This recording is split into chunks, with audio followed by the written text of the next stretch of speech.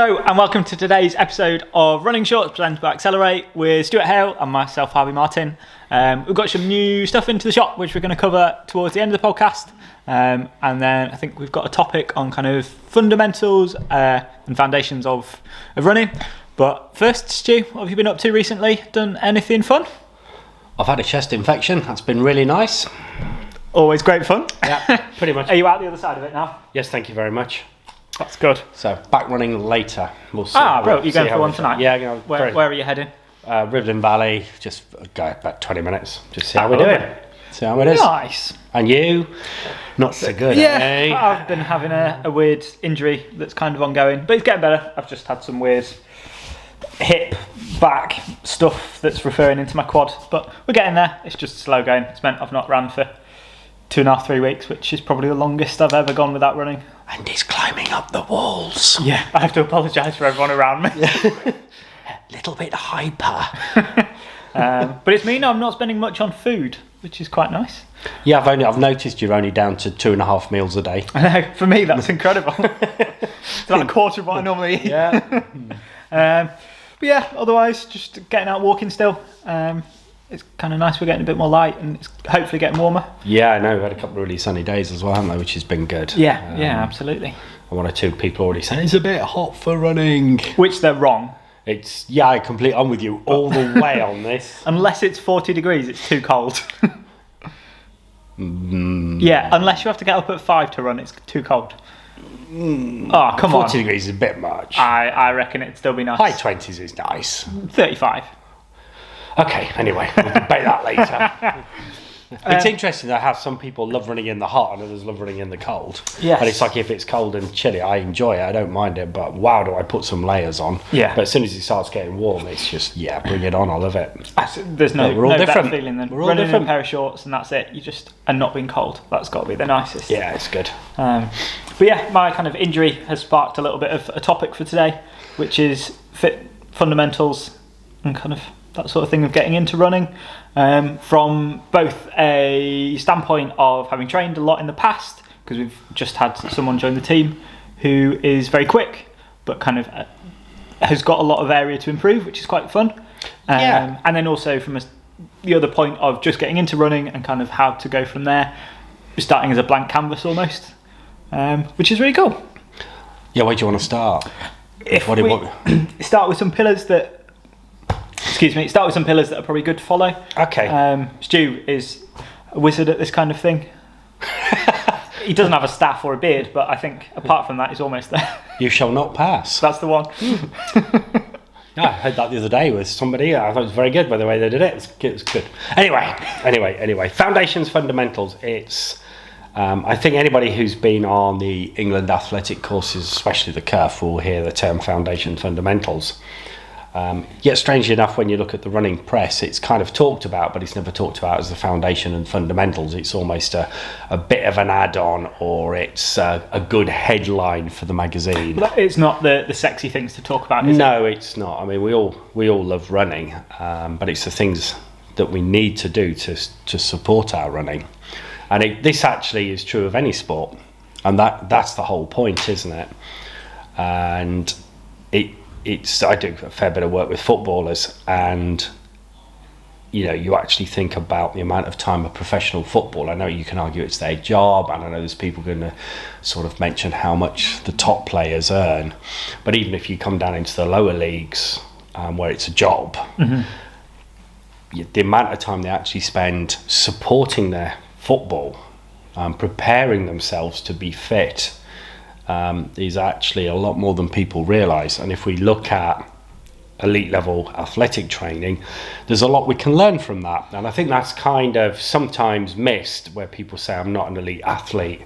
Okay, you might not be an elite athlete, but you're an elite human being. Yeah, definitely. You've got to remember you're a human being. You're special. You're amazing. Human beings are, the animal kingdom's incredible what we can do. We can run, we can jump, we can throw, we can twist, we can turn, we can stop quickly, we can accelerate away. And, we all have a variety of different, if you like, levels of proficiency within that. But and needs around that to keep it as making it easy as possible, which is kind of, again, the fundamentals. Yes. If you get right, then that's not a problem to do them all. And for me, kind of, I'm sure everybody's heard of all the iceberg analogies that sort of like you see a football match, but it's everything under the water that you don't see. You see an elite athlete running a marathon, but it's all the stuff under the race, under the water again, that you don't see. So kind of the iceberg principles, and that applies to so many different things, and in workplace as well. But there's also something that one of the first things you need to look at, or I find you look at with anybody, and you always have to have it in the back of your mind, is no one coach is a specialist in any area. And kind of what I like to be able to do is knowing that I've got people I can turn to that know more than me. So it's like, you're seeing Paddy Wright. Patrick Wright, Paddy, yeah. For, now we've got you to a certain point in strength. I go, right, you've now reached what I know. Yeah. We need to go somewhere else to get the help we need. So with Paddy, obviously part of a team, it's an obvious step to take, but he's also very, very knowledgeable when it comes to strength. Absolutely.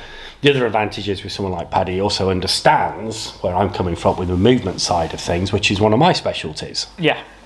So it kind of creates a great blend. But it's kind of, you step back from that it's, if you could imagine a three-legged stool, if we took a leg away or it was a bit loose and we sat on it, it'd fall over. It would indeed. So if you're the athlete, or the human sat on top of this chair, you kind of have to have one leg which is your mindset.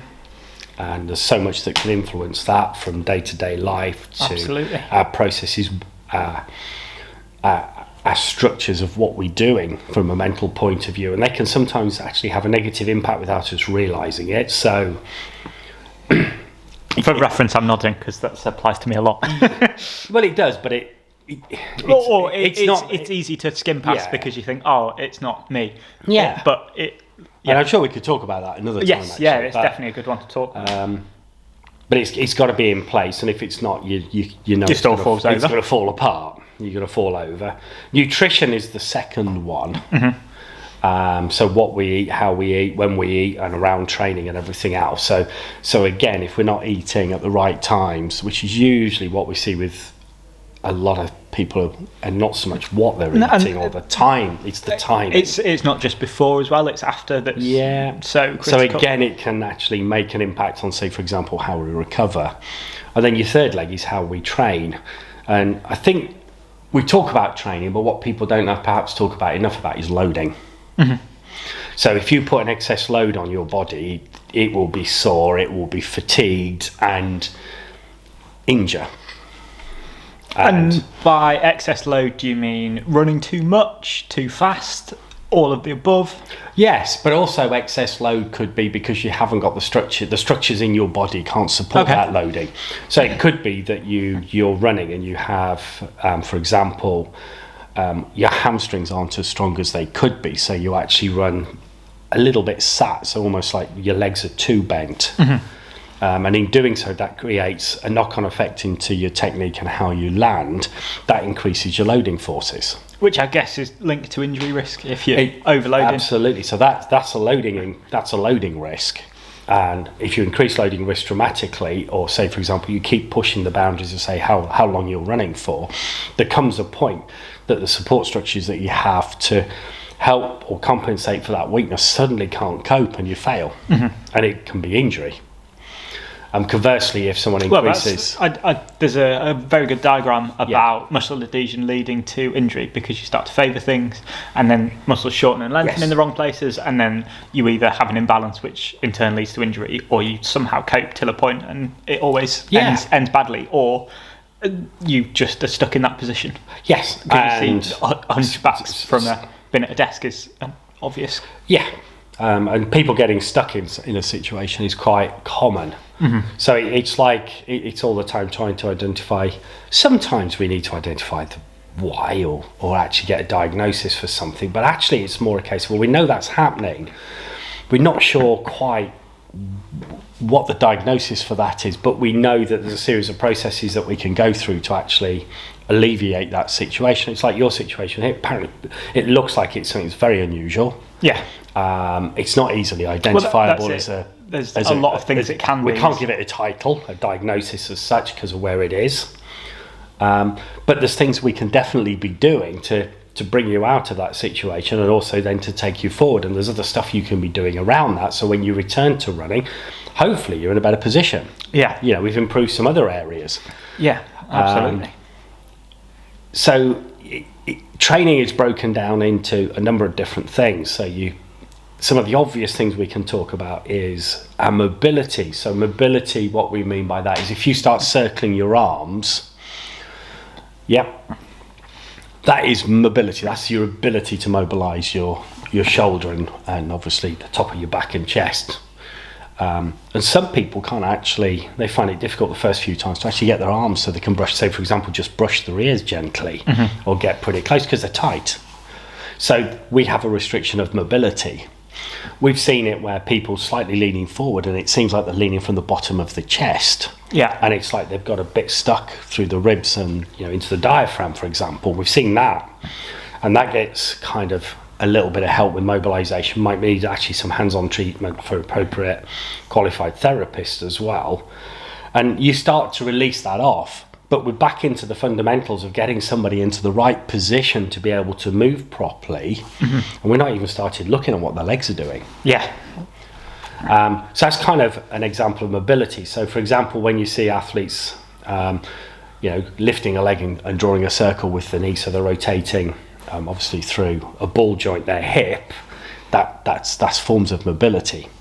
Whole topic on hip mobility, because hip mobility is probably one of the most important things an athlete or anybody moving should be doing. Because it's like the shoulder, it's so many motions, hasn't it? You can abduct, adduct. And we're so good at locking them out because we're sitting again, we should be doing this podcast stood up. Yeah. Or lying down. I like that. Yeah, we could do let's do a lying down podcast and when the sun comes out. PJs and duvets. No. Well, I was thinking more swim shorts and t-shirts on lounges with ice creams. We're going to have to go abroad for that, though. But this is Have you not been to the OLP when the sun's out? It's boiling. I'm surprised you're turning down a holiday. Yeah, well, or a holiday, okay. Yeah, we'd have to take Harry. I'm sure we could work out a calendar. Yeah, okay. Anyway, so kind of, there's an idea of mobility. So that's one area, but you can incorporate that into a warm-up. For a start. Most people think mobility, and there's stuff you can do just on your floor at home watching your favourite TV programme or Match of the Days. We're talking football as well. So there's so much that you can be doing with that, and it's more straightforward I think than people think. It's just it's not stuff we talk about. There's quite a lot of it happening on Instagram at the moment, which is actually good. Then you've got a key area for me is your abilities, your strength, your stability, your strength through movement. I think that's the common misconception, that someone can squat a lot of weight and they're strong. And actually it's not. It is functional, but it's not necessarily relevant to running. That's something that you go on about quite a lot, or try and instill in people, that it's got to be functional is how you move, how you use it still. Yes. And also, it's sometimes just doing stuff. It's like for those that will recognise a side plank, and where you thread the needle. So you rotate sideways and you just pass an arm on between your body and the floor, and then you come back up. So that to me is a very, very good movement because it's getting into the trunk and top of the pelvis. So you're actually starting to move those muscles in a different plane, but it will strengthen them at the same time. So if you have that movement when you run, you're bracing yourself. That's one of a number like that. And obviously as it gets more involved, more complicated for me, that's where we get here at the Performance Centre at EP6, that's where we would get Paddy and Nancy more involved with somebody. Yeah. To taking that to another level. The other advantages is with strength, obviously, if we're working through, we get a better posture when someone's running. We've got something that Colin, the podiatrist biomechanist, will talk about a lot about, is the time to actually get the foot through properly, to get into the knee drive, to actually then bring the foot through. So even before it's landed, it's already pulling back and pushing, starting to push. Yeah. There's a really good video of Bolt, I think. Yeah, there is. Harry might link to it. It's somewhere on YouTube, but it's slowed down and it shows how much he's pulling before he's even and he's virtually on a straight floor. leg as well, which is... He's all right, we need some flexibility, but it's virtually a straight leg through the knee. But like I say, we need some flexibility bend through that knee to create that push and drive behind. But it's pretty phenomenal. I think it's 2012 Olympics. So it's that type of thing can actually impact on that to actually to benefit the movement. I've just been doing some work with the guy recently, and I decided that we did a little tiny bit of technique work, but I actually started him on strength. And then by the time I saw him 6 weeks later, he was actually running and standing taller, and his overstride had stopped. Yeah. And that was really very little on technique. That was his strength. So that has come through to support his running. And he said, I'm glad you told me to do it in front of the TV, otherwise I wouldn't have done it. Well, it's all of this is great if you do it. Yeah. Like seeing a physio, the amount of people we see in the performance centre who see a physio, they get some exercises, they'll do them for a couple of weeks and then stop and wonder why they're not seeing the results they want to. You've got to, all of the legs of this and the extras like mobility and strength, you've got to make it achievable and consistent, because that's still one of the keys to training. The seat is almost the consistency. If you forget one element, do it a little bit and sack it off, you're still in the same position. You've got to make it doable. Yeah, and you've got to also, the other thing as well, it's great looking at stuff online, etc., but you've got to make it relevant to you. You know, if you come down on a Saturday morning, you've all got slightly different warm-up processes. I don't come down and dictate the warm-up at all now. Yes, we help when someone new comes along or someone who's not done it before, but once you get established and you've got your routine, you've all got your specifics. I know that bit for me just needs a bit of help, so I've got to go through it. And so it all becomes specific, and that's the tough bit, but you start a little bit more general and then you gradually get it more and more specific. Yeah, I've found like you can do this, you're great in a mirror 5 times for me is the right amount. Otherwise it's just too little and I don't feel it's true. I tried 6 and then my ego was too big. When's he start running again? Soon. Wow. Anyway, let's not talk about Harvey anymore. No. So it's making it personal to you as well, which is why some of the team here are great for that. Like you are very good on the movement side, making it personal. Paddy and Nancy on the strength. Yes, even Karen from the head side of it. It's all totally personal. It's all relevant to you, and it's what works. At the end of the day, it's trying stuff, and if it doesn't work, don't dismiss it.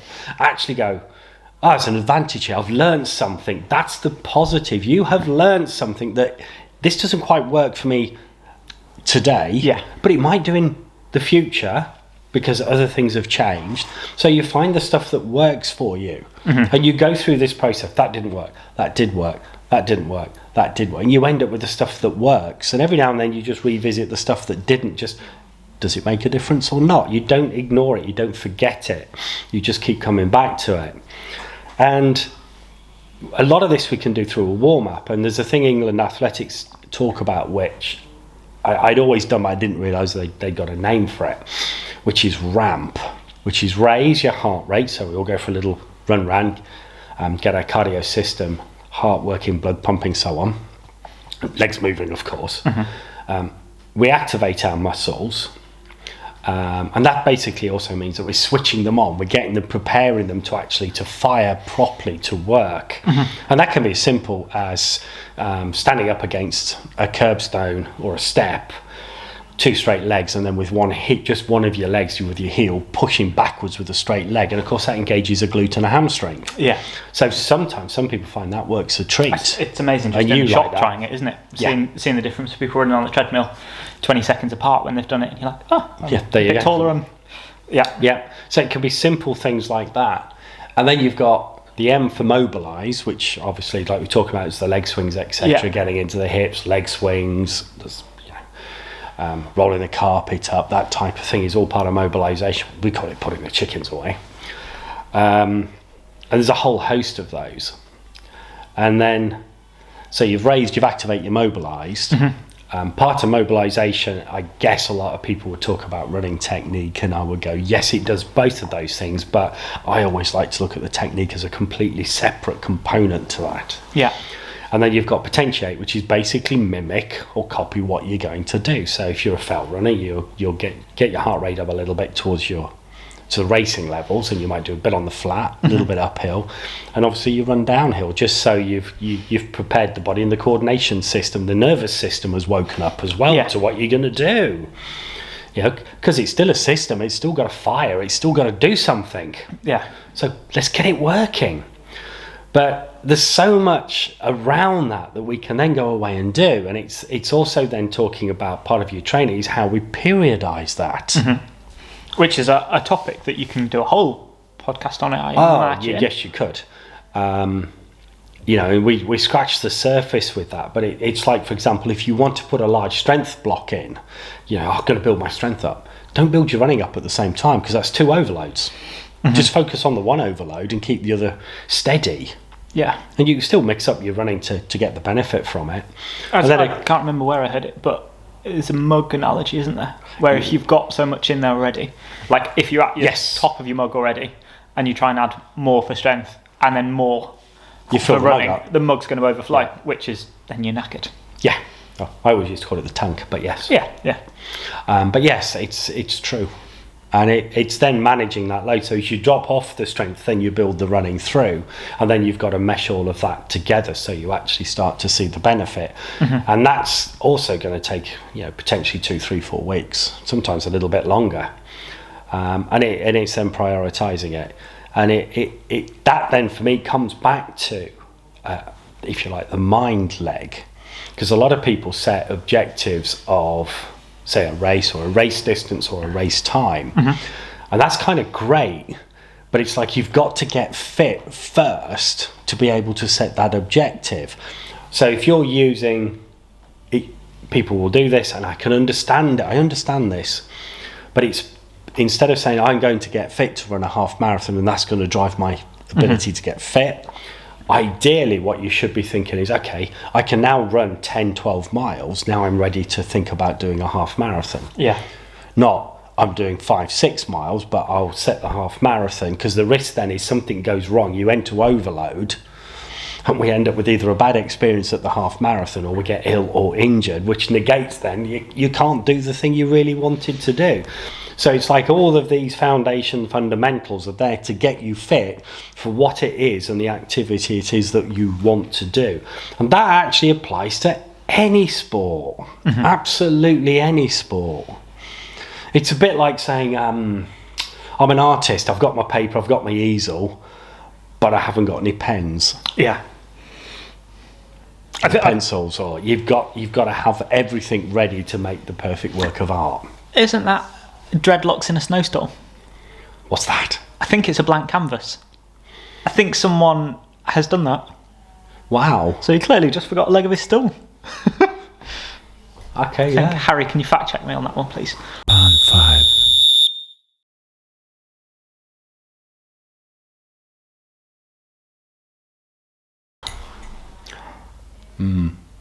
Anyway, I've not heard of that one, so I'll believe it.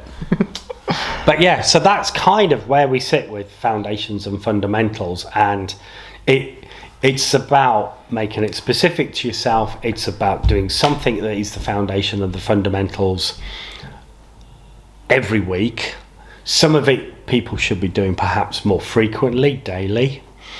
It's like, it's easy to go, I don't need to do mobile, I'm quite flexible, blah, blah, blah. But the amount of times I've taken even people that have been doing lots and lots of yoga, and you look at the flexibility and think it's great, and you just take them through a mobility routine before you're doing running technique, and you go, well, there it is, your running technique's just improved so much, and they just, I just ran so much lighter, what happened?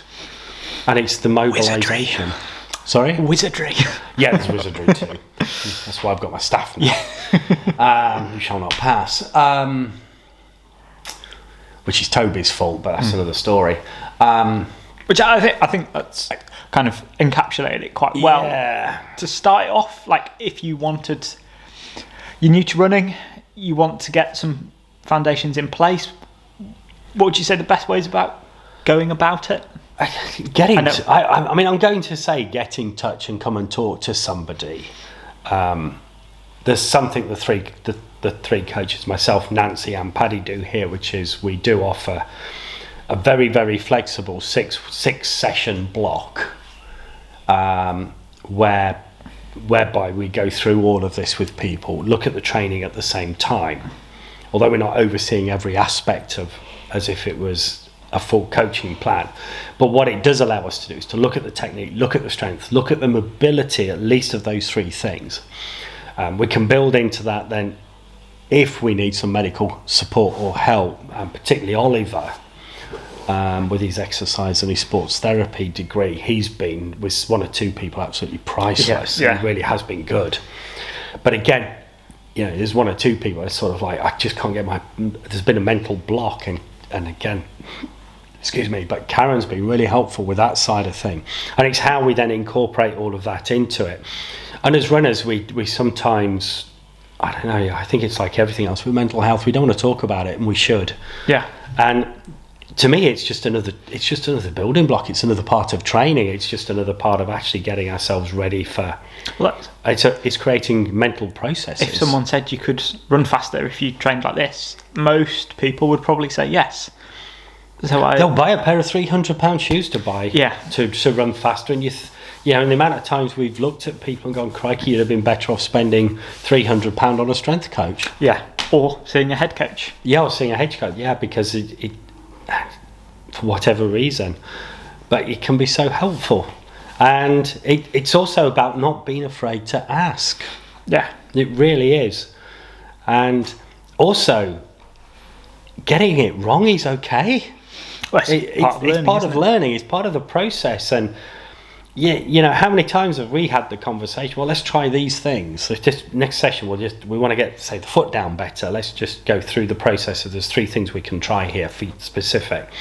And I think we did that with yourself recently, and one of them just worked a treat, didn't it? Yeah, absolutely. And the other 2, sort of, well, we'll come back to them, but that's the one. That's where we're going to focus. But we had to go through the 3 to find out. Yeah, we use four key running drills, which are the foundation. Everything comes off those 4 drills. And again, different people have different responses to which one works for them. But the only way you're going to find out is do the 4 drills. Yeah. And it's like there's one of the young lads I'm working with at the moment.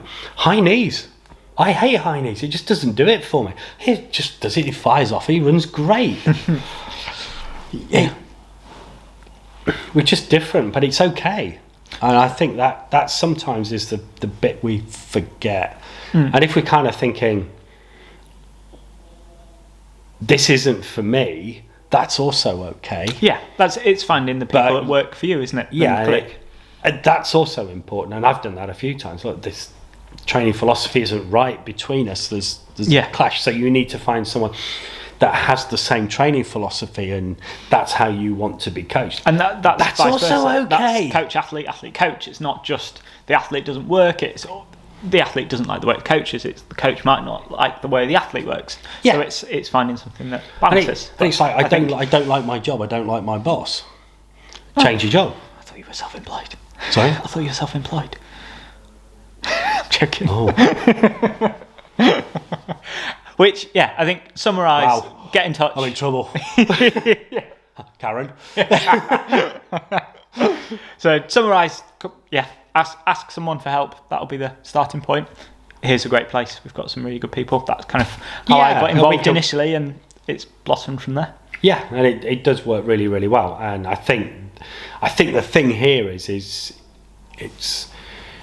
the results speak from themselves. And I was talking to somebody the other day at the athletics track and said, all your athletes, no matter what age they are, they're all natural runners.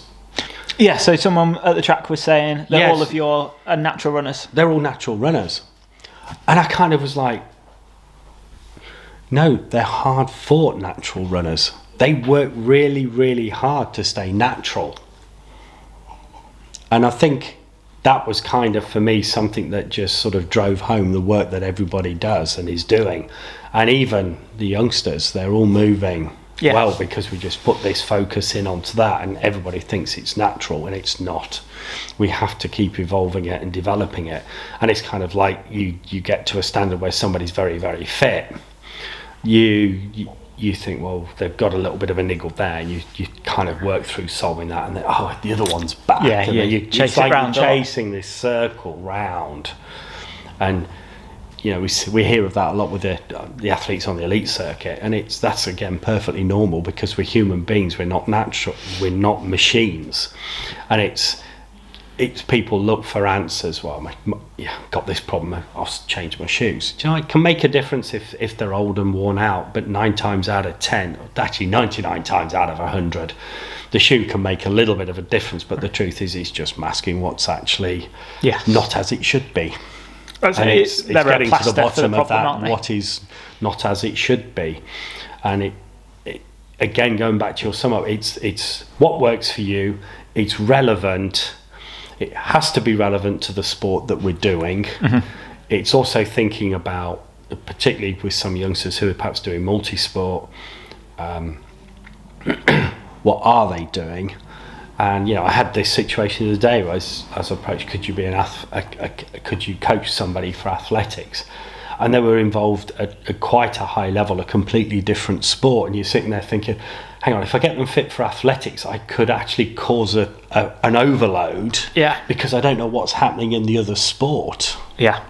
And if I cause that overload in the other sport, that could result actually in quite a bad injury because of the sport they were involved in. And I kind of said, I don't think this is a good idea. You need to focus over here and get some help with this sport, or you make a decision between one or the other. And that's tough to do, but it's been relevant again. So it's been relevant, and taking responsibility for what we're doing and understanding it's okay again to get it wrong and move forward to get it right. Nice. So I hope that helps. Hopefully we've kind of summed it up quite well there, or Stu has. If you've got any questions, like shoot us a DM on somewhere or give us a call. We're always pretty happy to something chat. I would like to see is we've got a whole host of different experts available here with lots of different skill sets. So if you've got any specific training questions, or perhaps questions about avoiding injury that are specific, or shoes, or clothing, how to match the colour of your socks to your shoes, you're good at that, or your tech, whatever it happens to be, by all means drop us a direct message or put it in the comments down below, and what we'll do is we'll get that across to one of the experts here, and we'll actually get them to answer it. And that would really, really be good. And I think one of the questions we have had, which is going to lead on from this, and I think we've already passed the question over, is it was about his strength. So we're going to ask Paddy and Nancy to answer that one, and we'll bring you their thoughts at the next podcast. Brilliant. Which kind of then, as we promised, leads into some new stuff that's arrived in the shop. So if we kick off, we're going to start what we're kicking off with. Shoes. I quite like this one. I like the colour. Endorphin Pro 3's just arrived in a new colour. So we've got both men's and women's in this like red with hints of yellow. It's a really nice shoe. Like I raced in it a lot of last year and the year before, or the versions of it. I know you're not the biggest fan, but I really like it. Feels comfy. The upper's pretty light, and then a nice colour always makes you run faster, right? It does. Matches your eyes. And then next up, we've got the Mizuno Skyrise, which you're probably better talking about because you've had a pair for a month or so now. Now, and Mizuno seem to be doing a lot the right way now. Mizuno, you see this quite often with brands. They kind of get it right, and then suddenly it's almost like you get a bit overconfident and it's not quite as good as it should be. And I think we said this before though with Mizuno, is they do like to go away, reflect, do their testing and come back with what they believe is a much, much better offering. And with this particular shoe, we were slow to take it, to be fair, because we were looking at it a bit unsure, so I volunteered my feet. How generous of you. Yep. And I've been surprised. My first instance when you put it on your foot. Hopefully good for the people listening. No, it is good actually. There's underneath, effectively underneath the heel forefoot areas, there is, you can just see a little bit of the red squidgy stuff, which is kind of like a soft insert. And I thought when I first tried it on that was going to be too soft and it would just feel a bit odd. To walking, it's perhaps fairly obvious it's there, but to running it's not. It seems to actually compress, and there's actually quite a nice feel when you run off the shoe. I wouldn't use it if I was going back to my younger self, probably for faster pace sessions, but as an everyday mileage shoe, everyday shoe, I felt it ticked an awful lot of boxes. Yeah. There's good flaring of the midsole, okay, and also where it allows the heel to sit within, that actually provide a really, really nice stable platform. Yeah. And it works. Yeah, we've sold quite a few already. Yeah. They just seem nice on people's feet. They've really nailed the upper. Like, I don't know if you found they seem really comfy straight out of the box. The upper, I hadn't even thought about it. Yeah, so that says it, doesn't it? If you don't know it's there.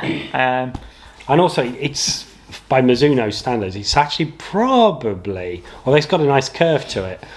So it wouldn't suit so much a straight-lasted or straighter shaped foot, perhaps.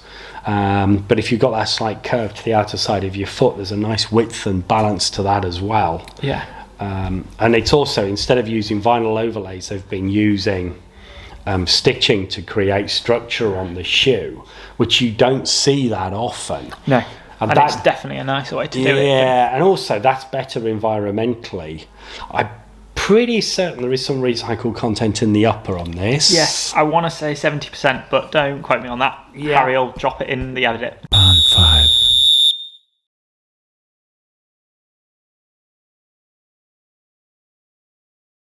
And I think there's also some recycled material actually in the outsole.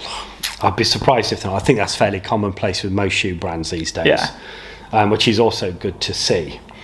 And yeah, I've just found it a good everyday shoe.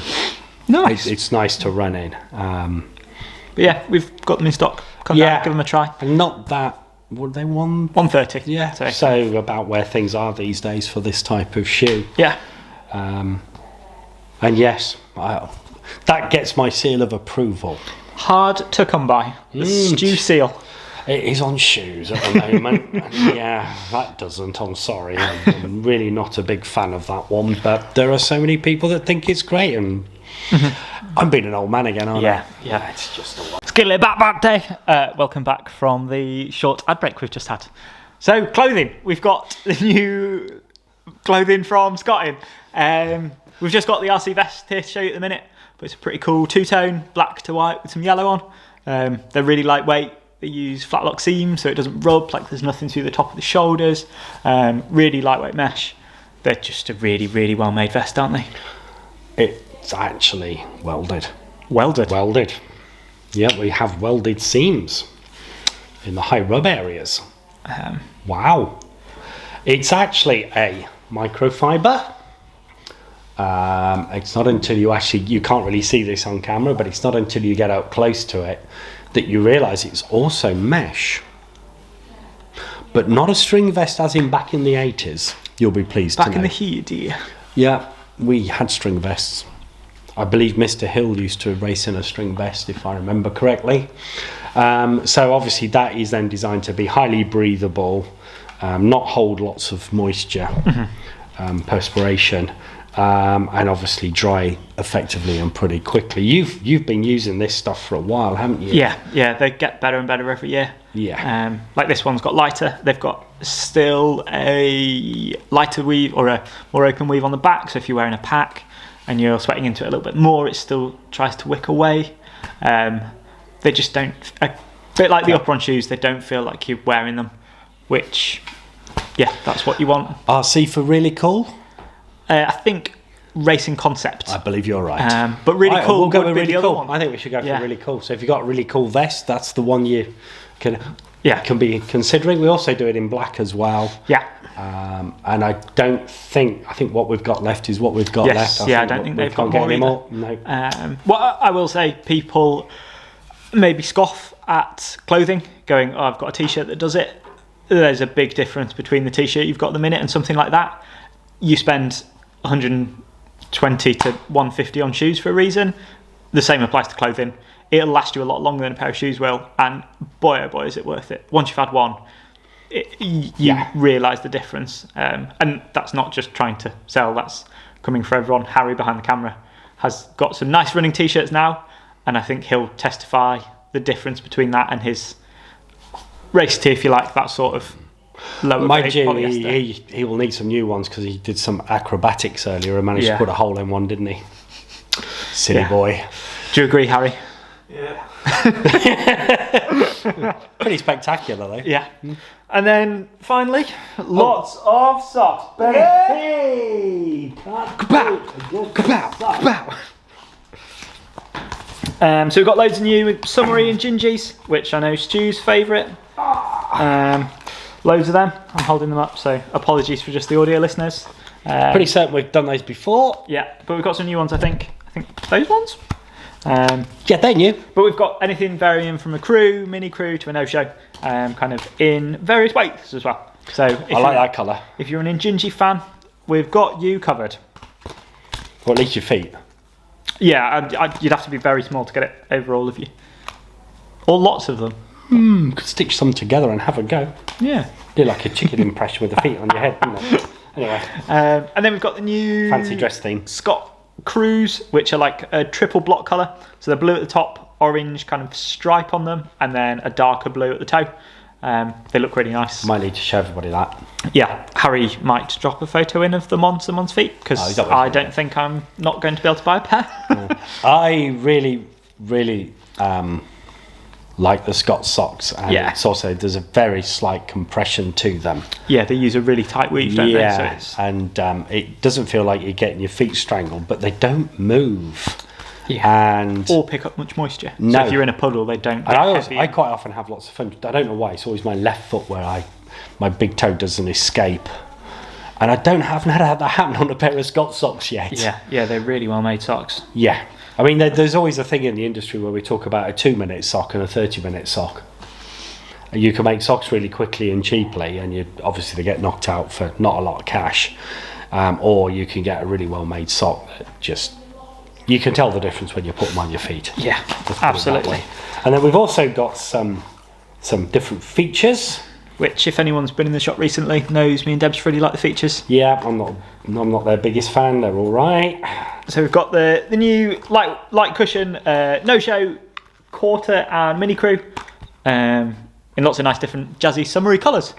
Like a purpley. Yeah, I quite like that. I can see Deb's having a pair of those. But they actually do make a nice cushion heel toe box, and although the ears on that might look a bit weird, but actually once it's around your foot, it actually looks proper. Yeah. It keeps the tongue at bay, and obviously the bunny ears on the back of the shoe off your Achilles, which is nice. And again, a lot of shape into the corner, into the heel. They do have a good arch profiling. So by that, in a sock, what we mean is it actually holds round the bottom of your foot across the top, and the whole idea there is to stop the sock from moving around excessively. If people sort of assume that socks once they're on your feet don't move, just imagine how much force you're putting through your feet when you run, so there's going to be a little bit of slip. But they really have gone out of their way to ensure that all of that is reduced. And so I can see why you guys really like a big thing that I like about them, they feel soft when you get them, which like a lot of socks, but they keep that feel. So even I've got socks that are a couple of years old now, and I probably wear them once a week, and they still have that nice soft feel when you get them out of the wash, which some socks unfortunately don't. Just we'd argue that with when you take your shoes off. I said soft, I didn't say they smelt good. So yeah, I think we should probably put a sock in that and say we're done. Like Stu said, if you've got any questions for some experts or for next topics, pop them in the comments. Give it a like. Yeah, and also if you come in store and you buy 3 pairs of socks, we do the 3rd pair at half price. I've just noticed on the stickers. So there you go. And you can mix and match that across the brands. So if you want to try the features, the Scott and an Injinji, crack on.